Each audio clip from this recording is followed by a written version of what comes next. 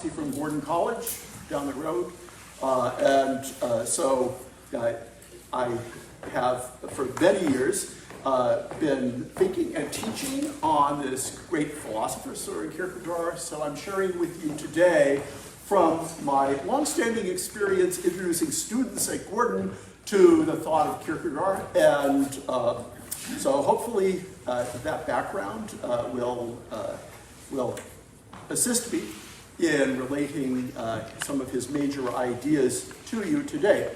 I'd like to begin, if I may, just reciting the summary of the presentations that was given in the church bulletin last week. I'm not sure whether everyone read it or whatever. It's sort of a good map of where we're going for this session, the next session, and the one after that. So this you don't have in your place, but you might remember reading this. Or not. If you didn't get to read it, it's rather long and windy. Leave it to a philosophy professor, for that. But anyway, so just to review where we're going and why it's important, here goes. The Adult Formation Series, Sharp Compassion, Exploring Kierkegaard. For the first 3 Sundays in Lent, the Adult Formation class will be exploring the thought of the great Danish philosopher Søren Kierkegaard, 1813 to 1855. By any reckoning, this melancholy Dane was the greatest Christian thinker of the 19th century and one of the most influential literary figures of the modern period. Kierkegaard's vast authorship spans a bewildering diversity of genres and topics, from philosophy, theology, and biblical commentary to edifying discourses, that's Kierkegaard's title, literary criticism, fictional narrative, and autobiographical journals, all produced during a tragically brief lifetime. His writings anticipate much later developments such as existentialism, Protestant neo-orthodoxy, and postmodern philosophy of religion, and I'll be explaining in due course what those are in a little bit of detail.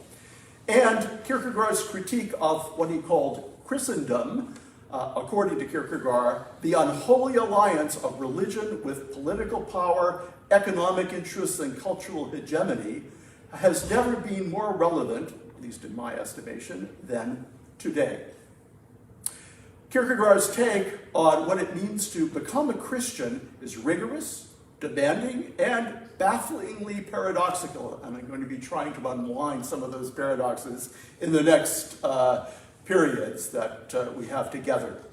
But what would one expect of a literary figure whose stated mission was to undermine bourgeois complacency by, quote, creating difficulties everywhere? That's from Kierkegaard himself. The first presentation today will explore some of Kierkegaard's characteristic themes. I'm calling that a Kierkegaard lexicon. The second presentation next week will explore the intimate connection between Kierkegaard's life and his writing.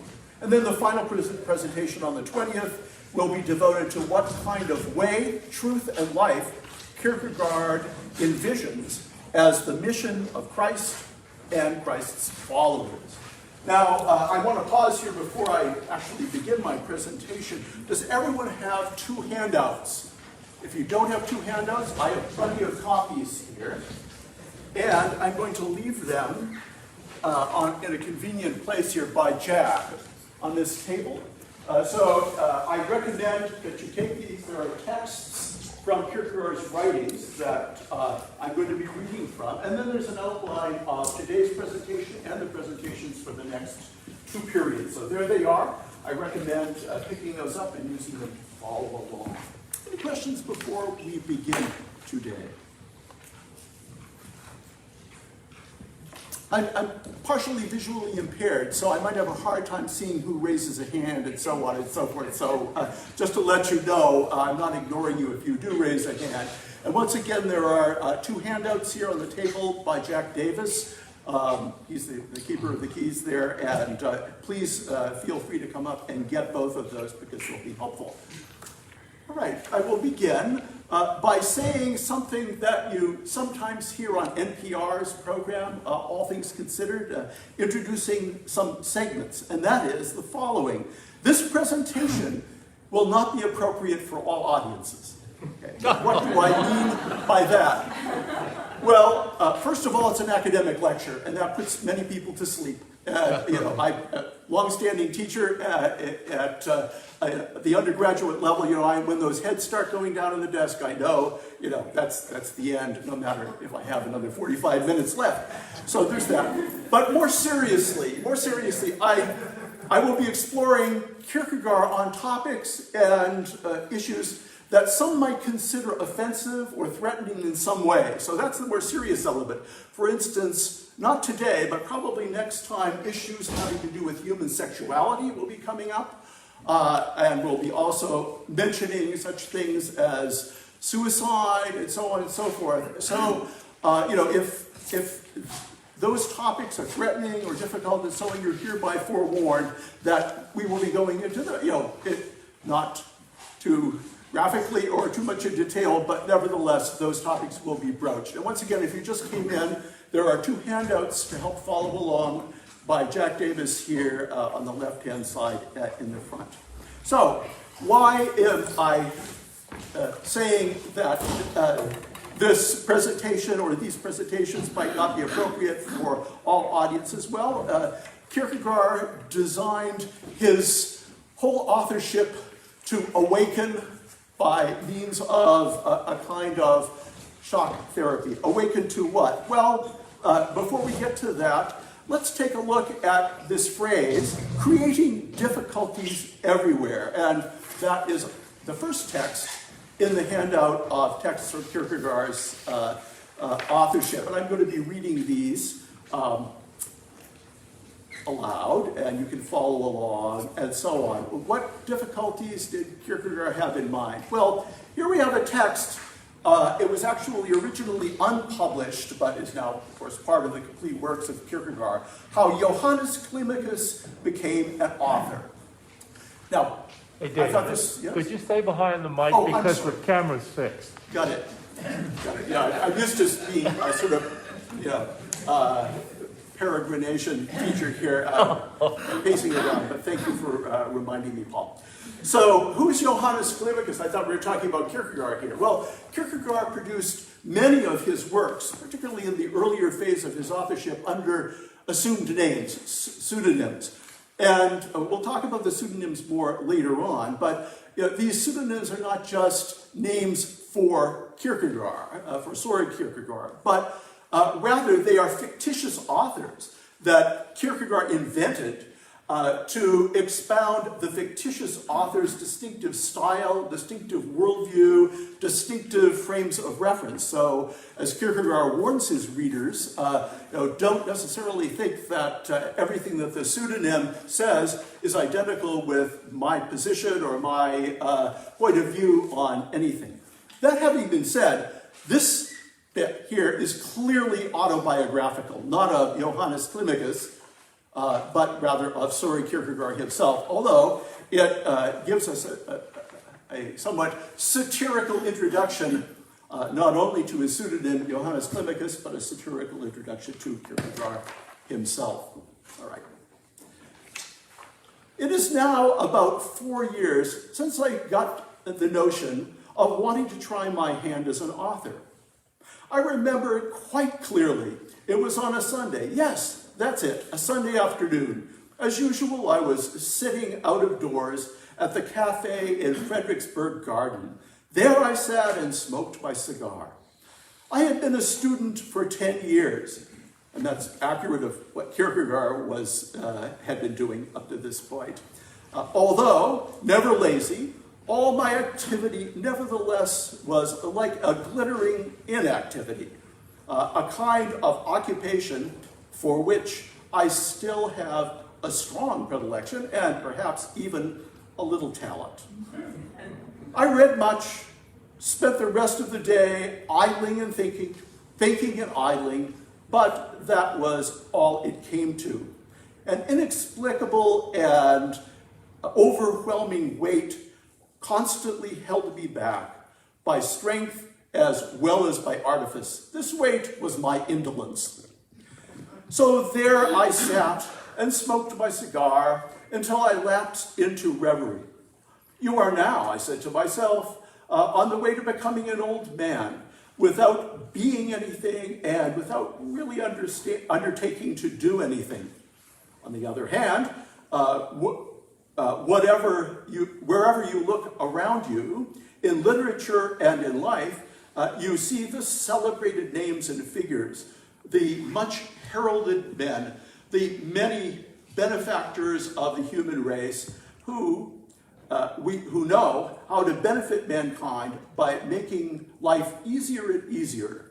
Some by railways, others by omnibuses, still others by steamboats, others by telegraph, others by easily comprehended compendiums and short recitals of everything worth knowing. And finally, the true benefactors of the age, who by virtue of thought make spiritual existence systematically easier and easier, and yet more and more significant. And what are you doing? Here, my self-communion was interrupted, for my cigar was burned out, and another had to be lit. So I smoked again, and then suddenly there flashed through my mind this thought: you must do something, but inasmuch as with your limited capacities, it will be impossible to make anything easier than it has become. You must, with the same humanitarian enthusiasm as the others, undertake to make something harder. The notion pleased me immensely, and at the same time, it flattered me to think that I, like the rest of them, would be loved and esteemed by the whole community.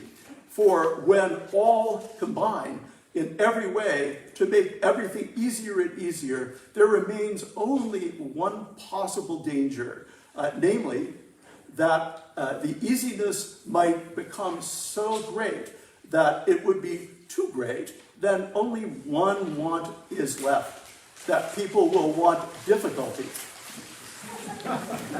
Out of love for mankind and out of despair of my embarrassing situation, seeing that I had accomplished nothing and was unable to make anything easier, and moved by a genuine interest in those who make everything easy, I conceived it my task to create difficulties everywhere.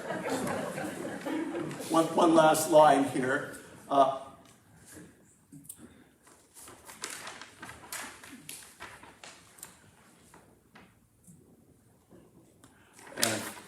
I think I can't find that last line, but you got the import here. Well, can you read it? No, that's okay for now. All right, so you get some sense of what Kierkegaard was about in creating difficulties. What difficulties? Well, we'll get to those. But first, the question, why am I talking about Kierkegaard at an adult formation class? Well, as I said in the reading the summary of what these talks are about, Kierkegaard certainly counts as one of the greatest Christian thinkers of all time, and certainly perhaps the greatest of the 19th century. And of course, Kierkegaard is also one of my academic specialties. I wrote my doctoral dissertation on Kierkegaard, and that is part of the title here. The Sharp Compassion was part of the title of my doctoral dissertation. And over the years, I had introduced Kierkegaard to students in my philosophy of religion class at Gordon, and eventually I developed a whole semester-long course on Kierkegaard, which was, I think, a great experience for me and my students. So, I have some expertise, some background in Kierkegaard, and that is what I'm drawing upon here. Now, how can we classify this perplexing thinker? Is he a philosopher? Well, yes. There are plenty of philosophical thoughts and philosophical discourses in his writings. Is he a theologian? Well, of course, he is. A central concern of Kierkegaard's authorship is to expound certain interpretations and themes having to do with the Christian religion, and sometimes very acute theological, incisive theological analysis. Was he a poet? Well, he didn't actually write verse, but he considered himself a kind of poet. That's the phrase. And one of the best introductions to Kierkegaard by Lewis Mackey is called Kierkegaard, a Kind of Poet. And certainly we can classify Kierkegaard as a poetical philosopher and theologian.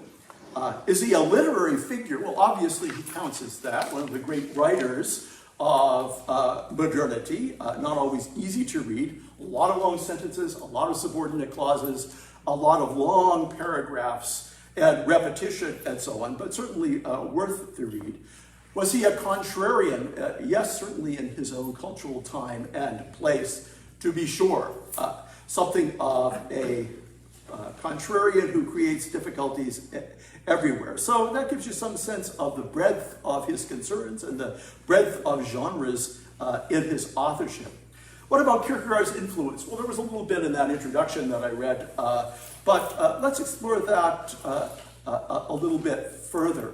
First of all, a little bit historically, Kierkegaard was, in the earlier phase of his career, we'll go into this more next time when we talk about Kierkegaard's life and works, but in the earlier phase of his career, he was a very, very popular writer. I mean, he was the talk of the town in Copenhagen in his period.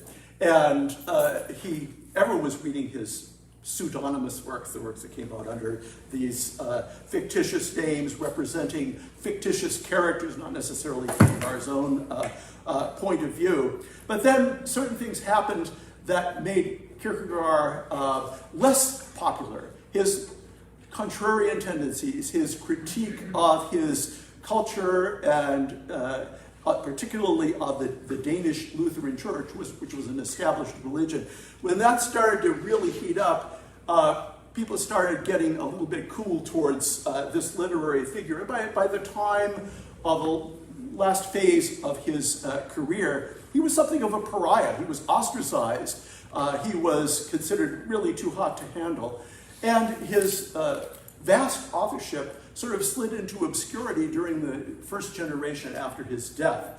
But then it was revived in Germany, particularly the first translations of Kierkegaard from the Danish into the German happened around the turn of the 20th century. And some very important figures in philosophy, theology, and literature began to read Kierkegaard in German, and then the translations into other languages, French, and then by the middle of the 20th century, English. So in the first decade of the 20th century, you have the great existentialist philosopher Martin Heidegger reading Kierkegaard and imbibing a huge amount of themes from Kierkegaard's authorship and assimilating them to his own existentialist philosophy. Then you have the great, monumentally great Protestant theologian Karl Barth reading Kierkegaard and really in some ways getting his start in trying to revive the thought of the Protestant reformers by reading Kierkegaard's theological and biblical writings, and much else besides. So Kierkegaard went into eclipse for a long time in his native Denmark, and the Danes are still a little bit cool towards Kierkegaard for various reasons. Denmark is a very sort of cozy, friendly, small country, and at least in Kierkegaard's day, prosperous bourgeois society, and pretty tolerant, pretty enlightened in many ways, and not given to serious exploration of the darker side of the human experience. And Kierkegaard tends to rub our noses in that in his writings. And so the Danes have never really sort of caught on to Kierkegaard, even though there's a big Kierkegaard Library and Kierkegaard Scholarship Center at the University of Copenhagen. But where Kierkegaard really caught on was Germany, France, and more laterally the UK and America. So you had in the 1930s, the Oxford University Press putting out the first translations and critical editions of Kierkegaard's works in English, overseen by none other than Charles Williams. Those of you who know who he was a very close friend of C.S. Lewis, and also a close friend of T.S. Eliot and many important literary figures in England at the time. He himself is famous for writing these really very strange and difficult to interpret metaphysical novels. But anyway, Charles Williams was proselytizing, as it were, for on behalf of the works of Kierkegaard that he was editing, because he was on the staff of the Oxford University Press at the time. He didn't get C.S. Lewis to like Kierkegaard all that much. In fact, Lewis despised Kierkegaard for various reasons which might become evident. But nevertheless, he got T.S. Eliot, another good friend of Charles Williams, to read Kierkegaard, and Eliot's poetry shows some influence from Kierkegaard. And then in the United States, the first trickle of Kierkegaard scholarship and Kierkegaard's writings coming out were via the American Scandinavian Society out of the University of Minnesota. And then the big Kierkegaard Center was established at St. Olaf College in Minnesota, which is, of course, a very Scandinavian institution, and also a Lutheran college and university. And that continues to this day. So Kierkegaard's works, after the initial eclipse, became extremely influential and important. And I'm going to just mention a couple of those influences in a little bit more detail than I have. First of all, Kierkegaard was a precursor of philosophical movements in the 20th century, notably existentialism.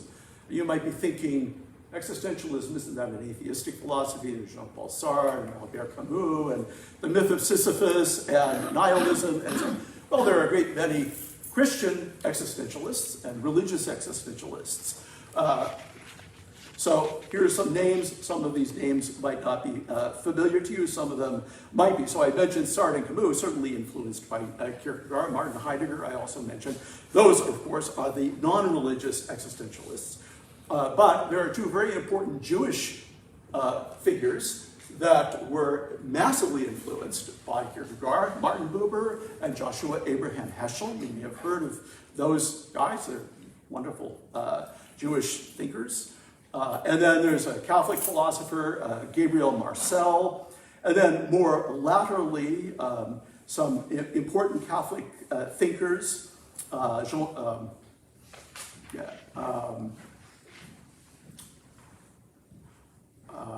see, I'm trying to find this in my notes here. Hans Urs von Balthasar, who was influential on the thought of three recent popes, and also influenced by Kierkegaard via Karl Barth. And then we also have another movement that Kierkegaard prefigured, known as post-structuralism or postmodern thought. Some of you may have heard of Jacques Derrida, the famous French post-structuralist philosopher, and clearly influenced by Kierkegaard, wrote actually works on Kierkegaard in his deconstructive way of reading texts. And then in the American Society of Christian Philosophers, again, Kierkegaard is a massive influence. Stephen Evans, who's a Christian philosopher, teaches at Baylor University, has written extensively on Kierkegaard, and is just a tremendous voice in Christian philosophy today. So that gives you some sense of the importance of Kierkegaard as a Christian thinker and as a philosopher, and so on. Any questions at this point? I'll pause. All right, so I'm going to develop with you a Kierkegaard lexicon. So I'm on to Roman numeral number 2 on the outline. These are some of the leading themes and leading ideas in Kierkegaard's vast authorship, covering philosophy, theology, literature, and much else besides. And I'm going to present them in a way that shows their intimate interconnection. Because even though, this is a paradox, get used to paradox when it comes to Kierkegaard. On the one hand, Kierkegaard's authorship is broken up into many different perspectives, many different points of view with his pseudonyms, many different topics and so on. So it might be extremely difficult to try to find underlying, unifying themes and so on. On the other hand, the whole thing is, at least in my estimation, and this is a controversial interpretation of Kierkegaard, but the whole authorship is a unity. A unity based on 2 leading questions. So here come the leading questions. What does it mean to become an existing individual? That phrase, existing individual, is a key marker in Kierkegaard's philosophy. You might want to rephrase this as, what does it mean to become a human being? A human being who is a unique individual, called to be the unique individual he or she is before God, to use Kierkegaardian expressions. And then the second question, just as important, if not more important for Kierkegaard, is what does it mean to become a Christian? So I'm going to ask a question now and see if anyone can sort of suss this out. In those 2 formulations, those 2 questions, what does it mean to become an existing individual? What does it mean to become a Christian? What do you think is the most important word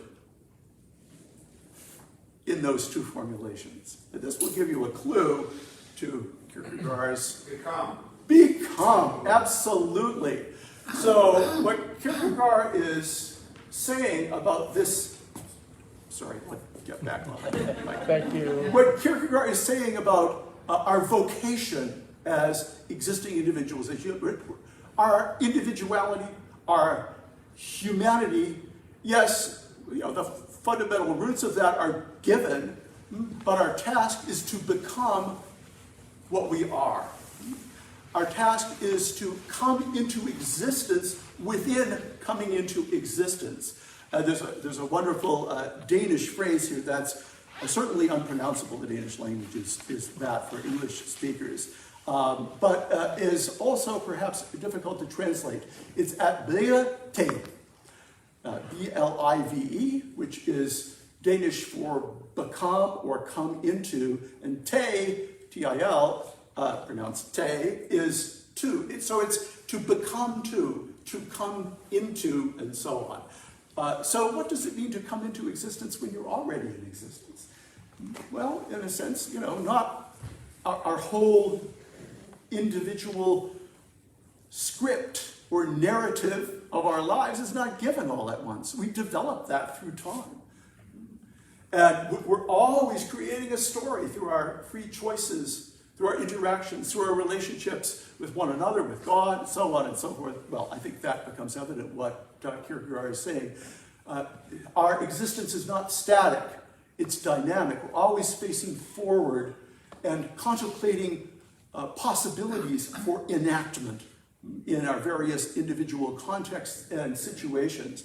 And that thought, of course, was massively influential on this philosophical movement that got started in the 19th century and flourished, blossomed in the 20th, known as existentialism. If you want to know what existentialism is, it's a philosophy of human existence as it is concretely lived or lived out, lived through the temporal process of becoming what we are. And also, importantly, Kierkegaard would never say that you are a Christian. Kierkegaard certainly never goes along with what, at least at some points in the history of American evangelicalism, was the static view of conversion or of being a Christian. All right, you come forward at the altar call at an evangelistic service, you accept Christ into your life, and yep, it's done, one and done. Or to use a metaphor made famous by the late Tom Howard, an old friend of mine, you've got your pass key, right? That you can get into your bank account, your divine bank account. You've got your pass to heaven and so on. And, there may be developments and there may be, trials and there may be tribulations and so on, but you're in. For Kierkegaard, the Christian life is a way. It's a way into the truth. It's a truth and a life of following Christ. And as we are in the process of becoming a self or an existing individual, creating a narrative, so also as we are living into Christ, we are creating a narrative. We're creating a story, and it's never one and done. So Kierkegaard has, I think, a very challenging and important role to play if you happen to have been brought up within the American evangelical tradition, as at least some members of Christ Church, including myself, are. This can be revolutionary, it can be liberating, and also it can be a little scary. The process of becoming a Christian is a process of developing what it means to follow Christ. And that phrase, follow Christ, is very important from Kierkegaard's point of view. So Kierkegaard would never frame the question, what does it mean to be a Christian? I mean, they use that phrase once in a while, but the become is the important thing. All right, any questions or comments at this point while I take a sip of my coffee? David, I just Yes. want to say it's refreshing to approach this whole idea of plugging your identity lighter. Right. I just find that really refreshing. Yes, our identity is always in process. Our identity as Christians, or our identity as human beings, and our identity as... David, maybe you want to deal with this later, but does Kierkegaard have any sense that there's something about human nature that is a given or fixed? And also I'm thinking about the text. I mean, he's a literary critic. He is indeed. there anything that's fixed about the meaning of text? Oh yes, yeah. I mean, he has influenced. This would be, to chase a rabbit down, a very, very complicated and difficult hole of post-structuralism, postmodern ways of reading text. But he was a pioneer in putting his readers off, making it difficult, creating difficulties everywhere for assimilating under some unifying perspective what he's trying to say over the long haul of his authorship. He's always giving you false sense that you can, chase here and chase there and so on. And that idea that texts are self-opposed and self-undermining is something that Kierkegaard himself intends for the texts that he is writing, for a reason perhaps a little bit different than some of the postmodern thinkers, and that is it's a Socratic method of trying to help us to pare away our conventional thinking, pare away our prejudices and so on, and raise questions that might be threatening to us. And so it's what he calls indirect discourse. So it's putting us on the wrong direction in order to get us onto the right direction from his point of view, or at least as I understand it. But his idea that reading and writing both are complex matters, that the author is not in control of his or her text or even his or her thoughts, and that when you read a text, it's always a new interpretation or a new encounter. That does begin with Kierkegaard, and certainly was massively influential on folks like Jacques Derrida and so on. I don't want to pursue that topic further now, because it'll come up later as well. Actually, I need to pause and go on now, because time is hastening on here. So I want to go on to another topic here, and this is another way that Kierkegaard regards his career as a thinker and as an author. We had the jokey passage about how Johannes Flemichus became an author. And, he was a kind of perpetual student and indolent and lazy and so on. And he thought of, I'll make life difficult in an era that's making life easier and easier at every level. But now we have a much more serious text that helps us get at what Kierkegaard was about from the later part of his life. This comes from his journals. And it's during the phase that I mentioned earlier where he was out of favor with the Danish public, and that he was actually being satirized and pilloried in the press. He was being made fun of in the streets and so on for his campaign against what he called Christendom, and we'll get to that in due course. But here I'm going to read The Sacrifice, the corrective, from his late journals. As a skillful cook says, with regard to a dish in which already a great many ingredients are mingled, it needs a little pinch of cinnamon, and we perhaps could hardly tell by the taste that this little pinch of spice had entered into it, but she knew precisely how and why it affected the taste of the whole mixture. As an artist says, with a view to the color effect of a whole painting, which is composed of many colors, there and there, at that little point, there must be applied a little touch of red, and we perhaps could hardly discover that the red is there. So carefully he suppressed it, though he knows exactly why it should be introduced. So it is with divine governance. Oh, the governance of the world is an immense housekeeping and a grandiose painting. Yet he, God, the master, behaves like the cook and the artist. He says, now there must be introduced a little pinch of spice, a little pinch of red. We do not comprehend why. We are hardly aware of it, since that little bit is so thoroughly absorbed in the whole. But God knows why. Turn over. A little pinch of spice, that is to say, he is needed to impart a particular taste to the rest. These are the correctives. It is a woeful error if he who is used for applying the corrective becomes impatient and would make the corrective normative for others. There's the key thought here. That is the temptation to bring everything into confusion. Humanly speaking, what a painful thing to be sacrificed, to be the little pinch of spice. He's referring to himself here in his career, his vocation. But on the other hand, God knows well him whom he elects to serve in this way. And then he knows how, in the inward understanding of it, to make it so blessed a thing for him to be sacrificed that among the thousands of diverse voices which express each in his own way the same thing, his also will be heard, and especially his, which is truly de profundis, proclaiming God is love. The birds in the branches, the lilies of the field, the deer in the forest, countless hosts of happy human beings exultantly proclaim God is love.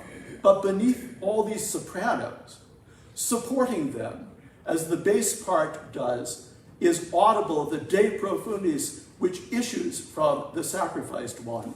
God is love.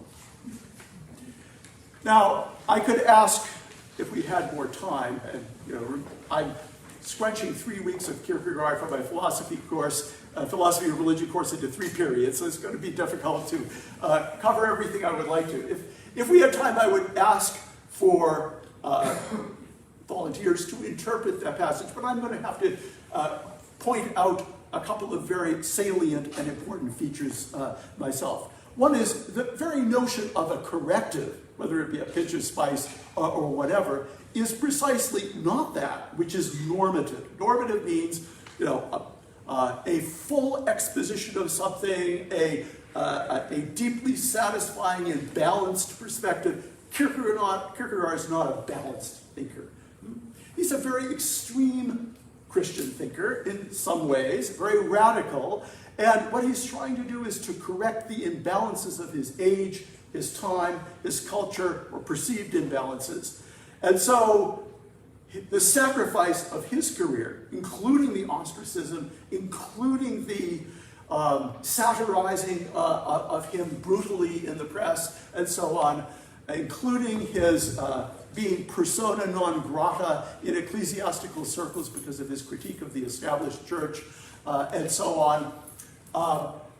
But despite all that, he wanted to awaken people by creating certain difficulties that would, and emphasizing certain aspects of human existence and of the Christian religion that would redress or restore a seriously imbalanced situation.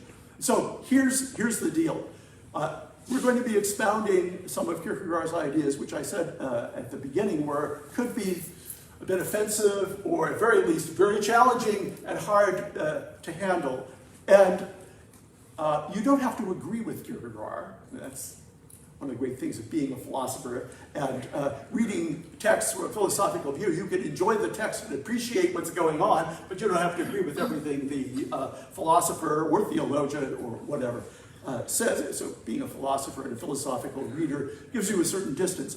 But my point is, don't think that Kierkegaard is urging all of his interpretations of anything that he's talking about on everyone as the final word about anything. It's in a process of becoming, big category of Kierkegaard's thought. And this is particularly important when it comes to his take on the Christian faith and on the mission of Christ and so on. You will find very little in Kierkegaard's authorship about the miracles of Jesus, the resurrection, not a whole lot about the Trinity. As I said in my dissertation, that the Holy Spirit is conspicuous by his absence. Not that Kierkegaard didn't believe in those, basic aspects of the Christian faith. It's just that to redress some very important imbalances of a established Christianity in Denmark, in the Lutheran Church, and so on, that had become so complacent, it had cut out all the hard sayings of Jesus, about picking up your cross and following him.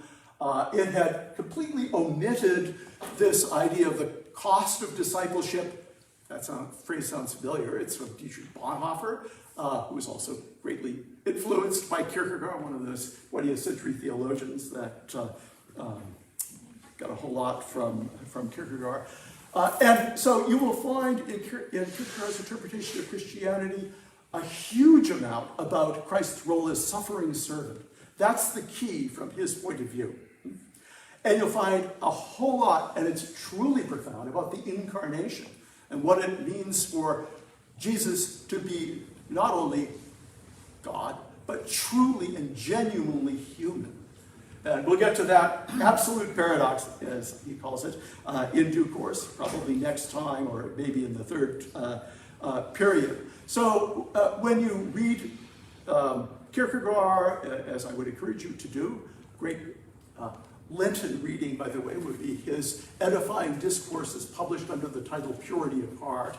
We're talking about those two at some point. But my point is, Kierkegaard's thought is imbalanced on purpose to restore a genuine appreciation for the love of God as witnessed, as manifest in the suffering servanthood of Christ. And so keep that thought in mind as well. And his opposition to some of the philosophy in his own day, to get from theological to philosophical territory now, also was intended as a corrective. But notice you also have this motif of being a sacrifice and having his role to play as the bass voice, the de profundis, the out of the depths, and so on. And that's my cue to read a portion of T.S. Eliot's famous poem, The Four Quartets, from which I derived my title of the three presentations, Sharp Compassion. You may have been wondering, what does that mean? Where does that come from? Well, it was the title of my dissertation, but I didn't come up with it myself. It comes from T.S. Eliot's Four Quartets. And I'm reading this because it could be a commentary on the corrective, the sacrifice, what we just read. And yes, it doesn't just apply to specifically to Kierkegaard. There are a lot of possible applications as we deconstruct or could deconstruct this text. But it, I think, will become more and more evident how these verses, this excerpt from Eliot's Four Quartets, applies to Kierkegaard as we go through today, the next week, and the following week. So here goes. And you don't have this text in your handout, so just listen attentively. The wounded surgeon plies the steel that questions the distempered part. Beneath the bleeding hands, we feel the sharp compassion of the healer's art, resolving the enigma of the fever chart. Our only health is the disease if we obey the dying nurse, whose constant care is not to please, but to remind of our and Adam's curse, and that, to be restored, our sickness must grow worse. The whole earth is our hospital, endowed by the ruined millionaire, wherein, if we do well, we shall die of the absolute paternal care that will not leave us, but that prevents us everywhere. The chill ascends from feet to knees, the fever sings in mental wires. If to be warmed, then I must freeze and quake in frigid purgatorial fires, of which the flame is roses and the smoke is briars. The dripping blood, our only drink, the bloody flesh, our only food, in spite of which we like to think that we are sound, substantial flesh and blood. Again, in spite of that, we call this Friday good. Kierkegaard would have loved that, but it was a century later. All right, so moving on in my outline here. Excuse me, that Yes. Four Quartet, what part of the quartet was that from? Oh gosh, Bruce Herman knows.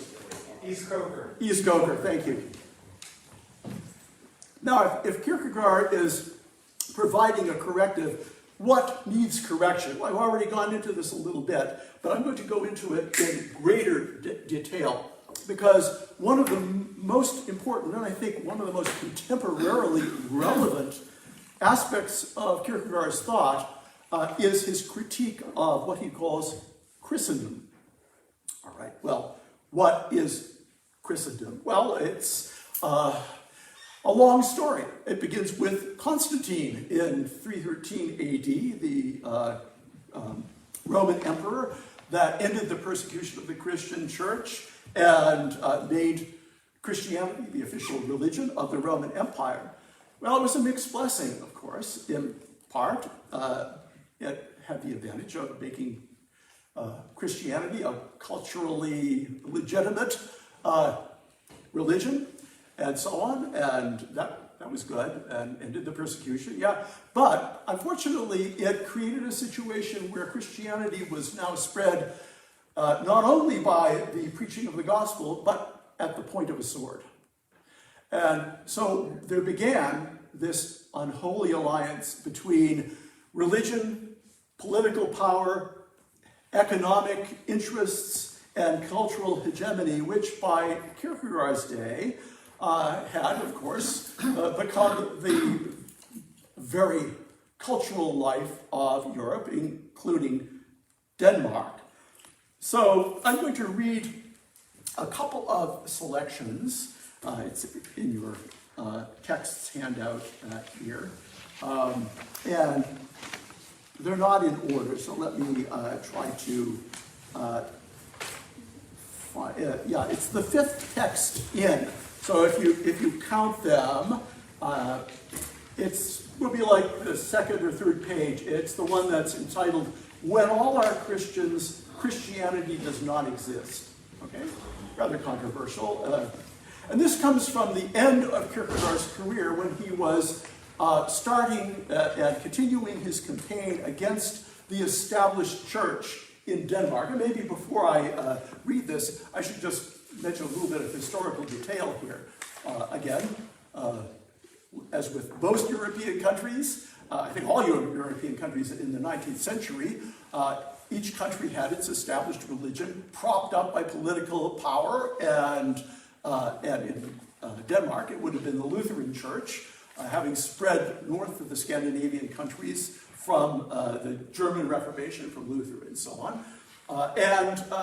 In Denmark at this time, it was a matter of national pride to claim that, apart from a few minor, negligible minorities, such as the Jews and the Baptists, the Mormons, there were a few of those here and there, and a couple of, itinerant revivalists. But, we're all Lutherans here. We're all good Lutherans.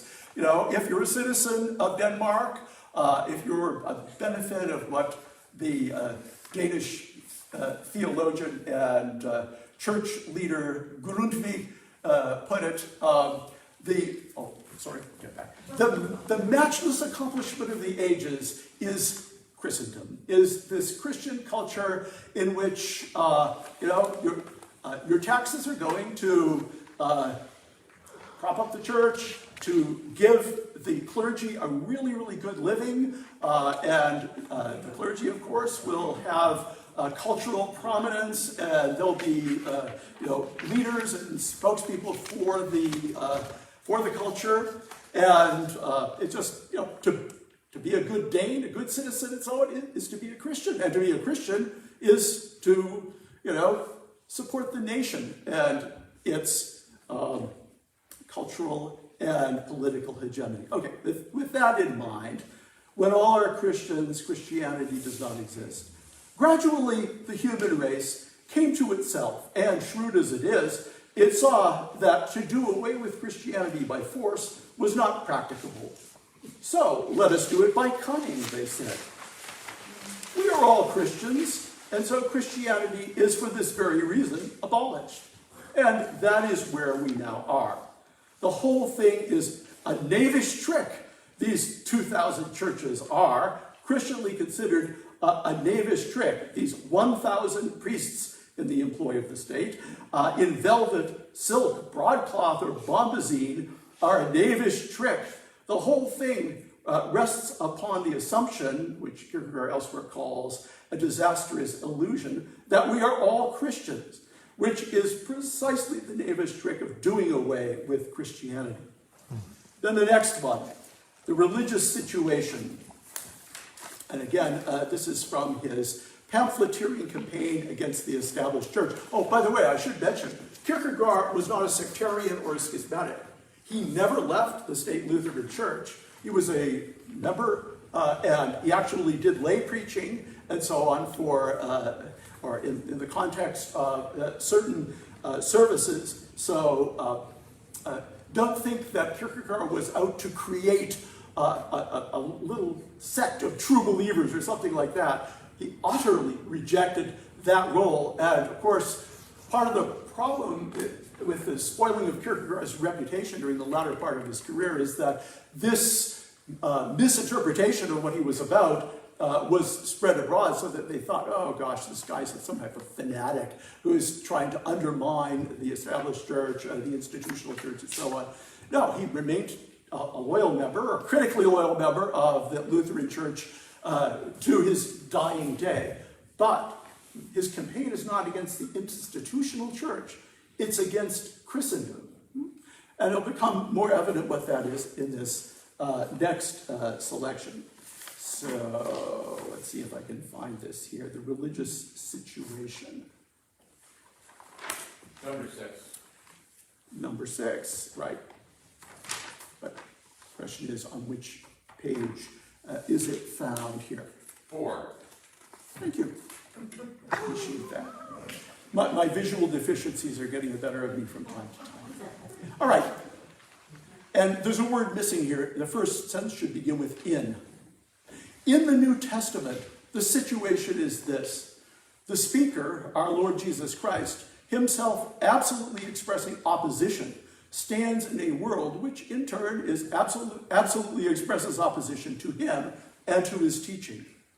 When of the individual, Christ requires faith, then by reason of the situation, this is not feasible without coming into a relationship with the surrounding world, which perhaps involves mortal danger.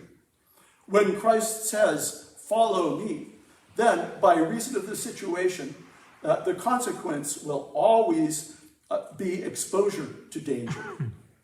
On the other hand, in Christendom, where all are Christians, the situation is this. To call oneself a Christian is the means whereby one secures oneself against all sorts of inconveniences and discomforts.